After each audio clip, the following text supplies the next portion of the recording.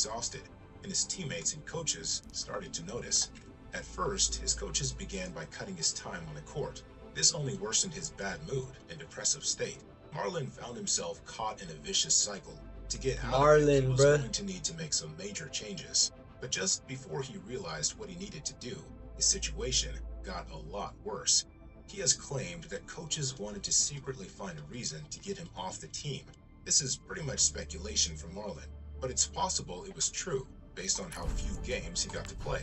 With the ongoing pandemic that had hit earlier that year, a new policy was enacted for Lower Columbia College athletes. Coaches explained to him that he would no longer be allowed to play for the Red Devils basketball team.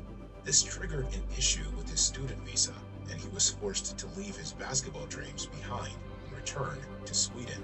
This was devastating for him and would change the course of his life forever. What he didn't know at the time why isn't I going full was screen? was just laying the groundwork for a new life. Marlon had to start making some pretty big decisions about his life and what he was going to do to get back on his feet.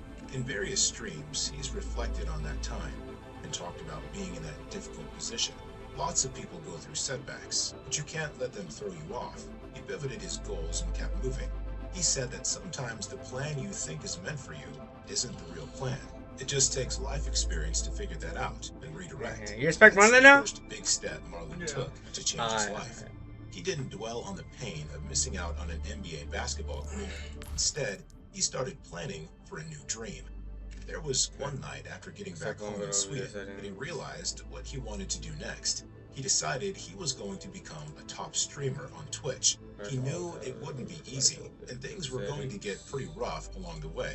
But before we get into that, we need to go back to his upbringing and see what helped shape Marlon into who he is today.